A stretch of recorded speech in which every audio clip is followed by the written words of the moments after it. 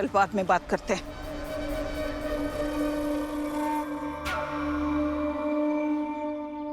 भीमा जीत गई एक और जंग। परिवर्तन की धमक सुनाई दे रही है।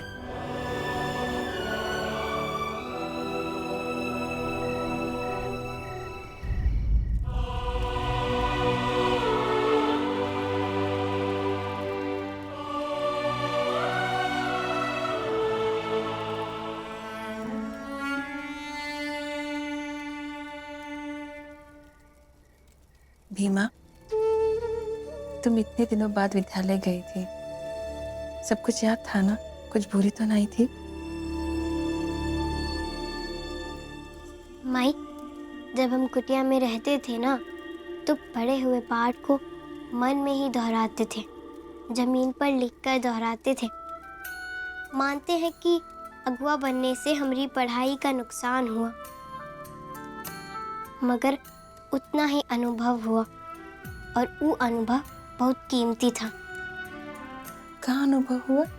अगुआ बनने से हमें एक चीज पता चली कि जो ऊंचे और बड़े पद पर होते हैं ना, वो का ना ही कर सकते हैं।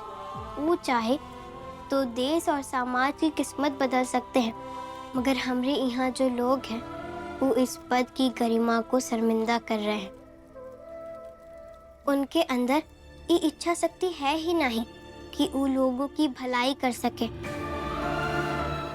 एक कैलाश बुआ जी को देख लीजिए, गांव की मुखिया है, पर गांव के लोगों का हक मार कर अपना घर भर रही हैं। माई, जब हम वो पद पे आएंगे ना, तो गांव वालों की और समाज की खूब भलाई करेंगे, खूब सेवा करेंगे। ईश्वर करे तुम्हें हमारी भी उम्र लग जाए और तुम 1000 साल जियो, ताकि तुम ज्यादा से ज्यादा लोगों की मदद कर पाओ।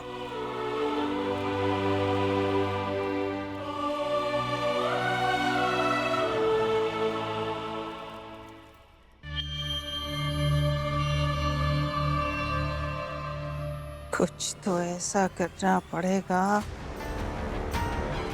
जिससे जो लोग उसे सिर पे बिठाए बैठे हैं वही उसकी बेइज्जती करे, जूते मारे, तब होगी हमारी जीत। पर अम्मा, ऐसा कैसे होगा? जो भीमा अगुआ बनकर लोगों के सर पर बैठ गई है, हुई भीमा को कौन अपना पैर का जूता उठाकर मारेगा? धर्मशिला, जब कोई सफेद चादर पे दाग लगता है तो धब्बा लगने लगता है ना, इसीलिए हम फट से उसे उतार के धोने में डाल देते हैं। इंसान का व्यक्तित्व भी ऐसा ही होता है, और हम भीमा के व्यक्तित्व पे ऐसा दाग लगाएंगे कि जो लोग सिर का ताज बनाए बैठे हैं वही पाँव की जूती बना देंगे, देखना तो। मगर अम्मा, ये दाग लगाएं कैसे? जो गरीबी में पली लड़की होती है, जब वो अगुआ बनती है तो उसके मन में थोड़ा बहुत लालच तो आ ही जाता है। अम्मा, सब कुछ तो करके देख चुके हैं, पैसा रुपया सब कुछ देके तैयार है अभी भी, लेकिन वो क्यों वो ईमानदारी, वो क्यों महान बनने का नाटक नहीं खत्म होता है। सब होगा तो देखना।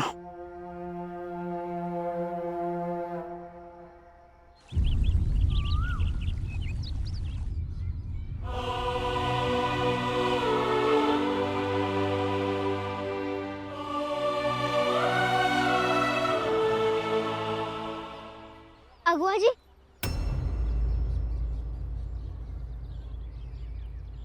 बाबूजी और हम आपको ढूंढ रहे थे।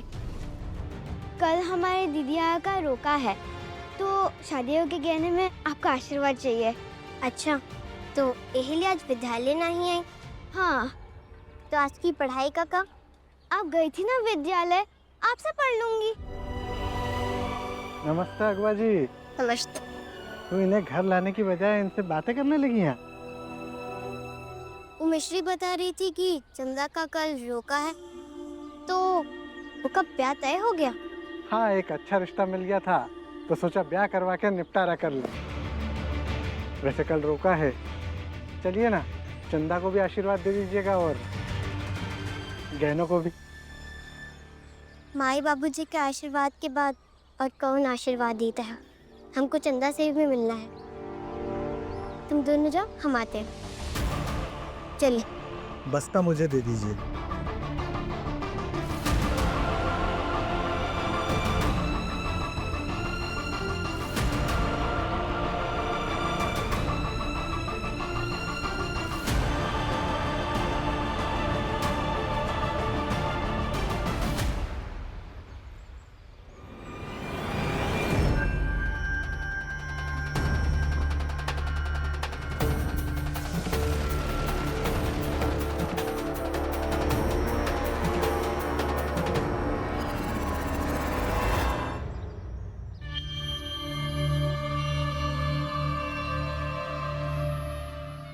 दादी, आ गया बेटा स्कूल से। कल आपके सामने सबके समर्थन के साथ भीमा जैसे चाहती है वैसे विद्यालय में पढ़ने आ गई। आज महारानी विद्यालय से लिख ली तो हमरे बिरादरी वाले उसे अपनी बेटी की शादी के गहनों को आशीर्वाद दिलाने लेके गए, और आप कुछ नहीं कर रही हैं। खलिका, पता करो किसके घर में गई है आशीर्वाद देने, और इसके बाद वो आशीर्वाद देने लायक नहीं बचनी चाहिए। जी।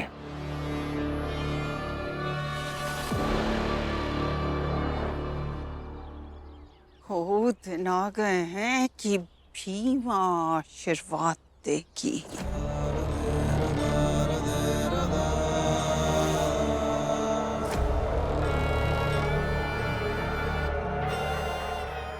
डॉली, जानती है हमने भीमा को इतनी ऊंची जगह पे क्यों बिठाया है?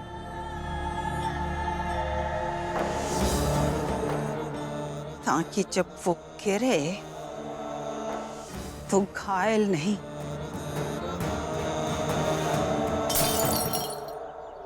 ध्वस्त हो जाए।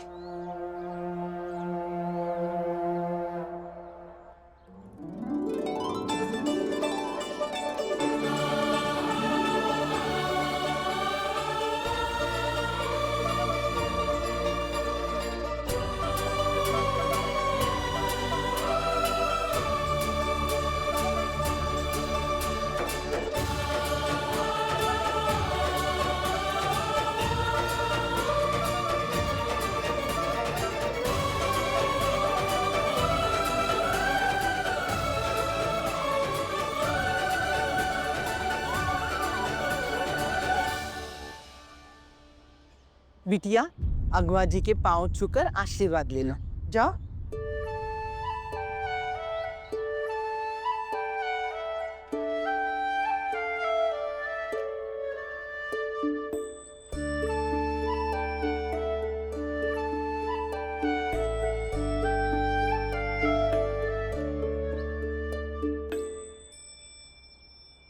विद्यालय जाने की उम्र में ससुराल जा रही हूँ। किताब कॉपी बोझ उठाने के बजाय घर गृहस्थी चलाने की जिम्मेदारी उठा रही हूँ। तुम्हारे बाबूजी ने कहा था कि अच्छा रिश्ता मिल गया तो सोचा कि निपटारा कर दे।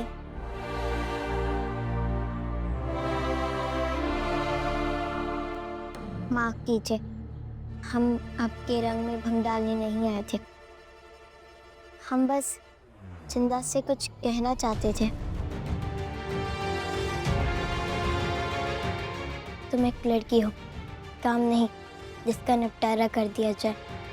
हम बस तुमसे कुछ मांगना चाहते हैं। हम आपको क्या दे सकती हैं?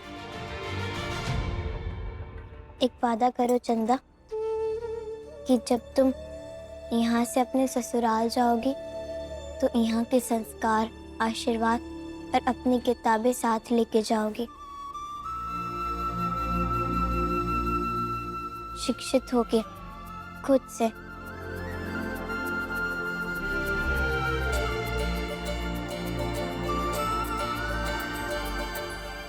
इन गहनों से ज्यादा मूल्यवान बनोगी।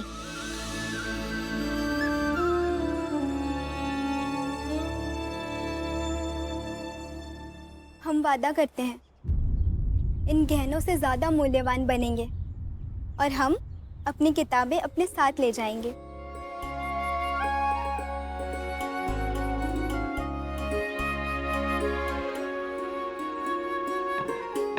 अगवा जी, इन गहनों को छूकर अपना आशीर्वाद दीजिए और अपने हाथों से खुद चंदा के कमरे में जाके रख दीजिए, जहां उसका सारा बचपन बीता है।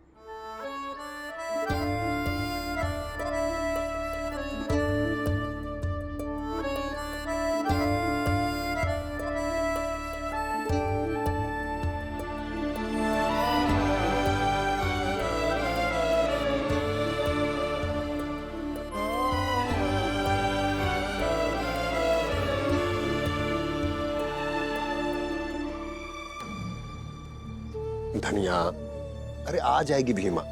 अब उसे भीमा नहीं है, अभी पूरे गांव की अगुआ भी है।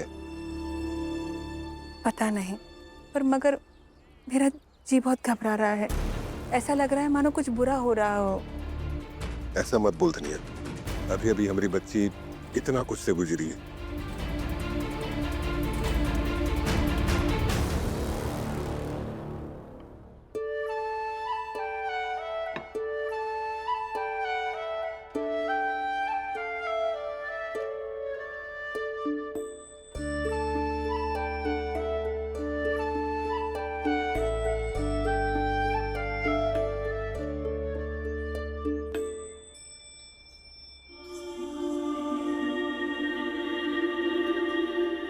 अगवा जी, अब आप ही कमरे को बंद कर दीजिए, क्योंकि कल जब लड़के वाले आएंगे तो ये सारे गहने हम उन्हें दे देंगे।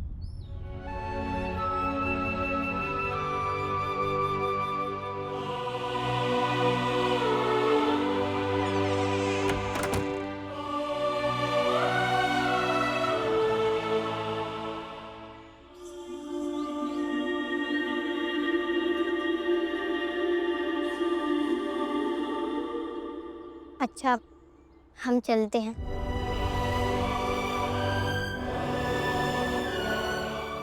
माई हमारी राह देख कर रहे होंगे। ऐसे कैसे जाएंगे अगवा जी? कुछ खाकर जाइएगा, मैं अभी आती हूँ। हाँ?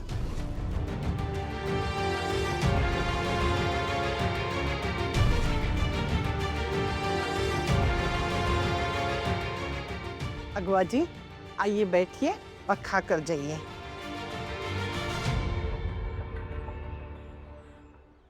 आशीर्वाद देने की बात हुई थी, खाना तो हम घर पे जाकर खा ही लेंगे। माई खाना बना के हमारा इंतजार कर रहे होंगे। हम चलते हैं।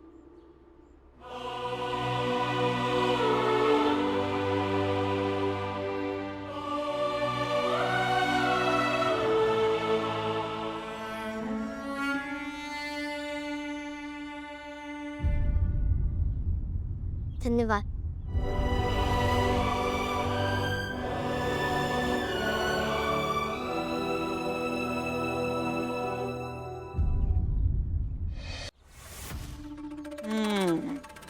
रंग तीखा है जरा।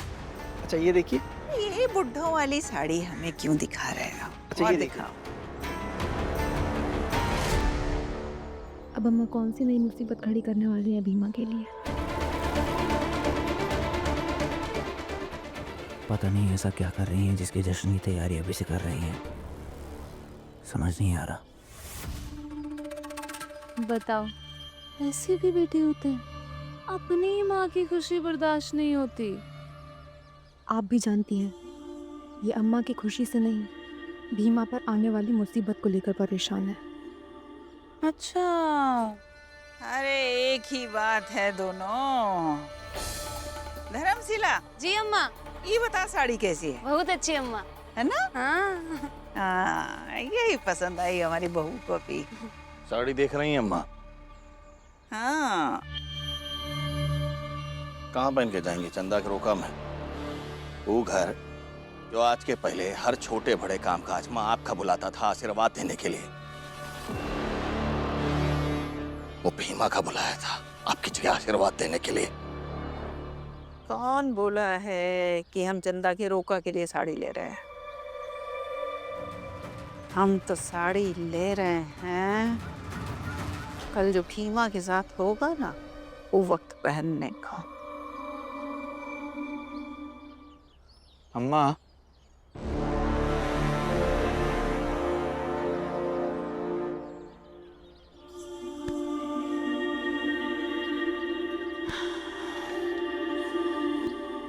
अम्मा, कितनी बार शिकस्त खाकर भी नए नए षड्यंत्र बनाती रहती हैं आप।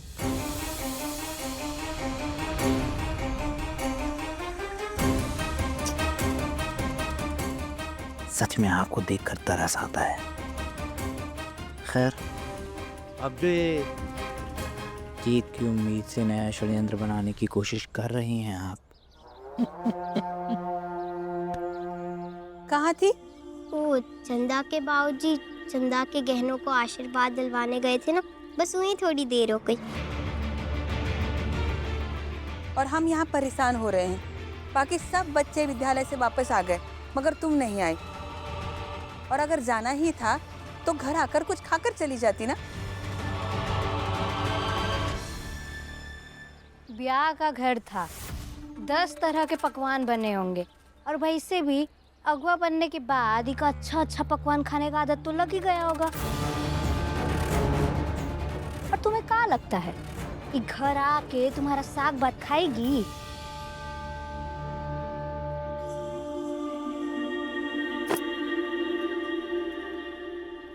ना ही खाया, कहे कि खाने के साथ तुम्हारा गुस्सा और माई का डांट नहीं था ना, तो पेट नहीं भरा। अब चलो, बाकी का खाते खाते डांट लेना। चलो।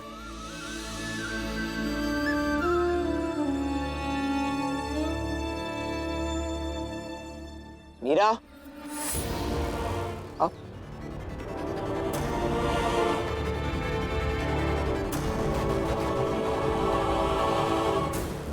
आपके पास जो सबसे अच्छी साड़ी हो वो दिखाइएगा हमें। ये वाली बहुत ही बढ़िया है, देखिए। भाई,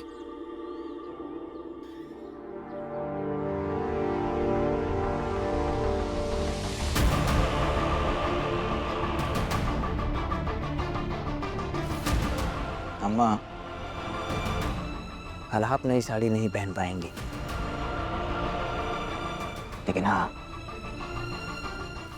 कल मीरा नई साड़ी जरूर पहनेगी।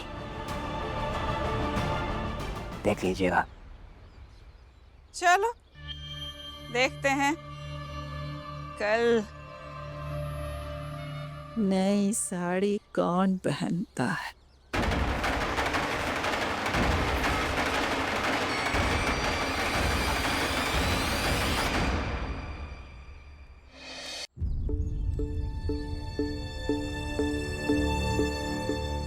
भीमा, एक बात पूछे? तुम जब चंदा के घर गई थी तो तुमको अंदर बिठाया था का? हाँ माई। और तुम्हें आशीर्वाद देने बुलाया था? हाँ माई, मगर तुम ये सब काहे पूछ रही हो? हमको कभी ऐसा उन्होंने बुलाया ही नहीं, इसलिए पूछ रहे थे। ये बड़की बिरादरी में शादी कैसी होती है क्या पता। हम तो आंगन का जूठन निकालते ही रह जाते हैं। और ये बड़ी बिरादरी में दुल्हन कैसे सजती है ये कभी देखे ही नहीं है। तो ताकती हुई बिरादरी को कोनो सम्मान से अगर घर पर बुलाए, ये बात पर तो विश्वास ही नहीं हो रहा है, इसलिए पूछ रहे थे। सब बदलेगा माई, और सब होगा।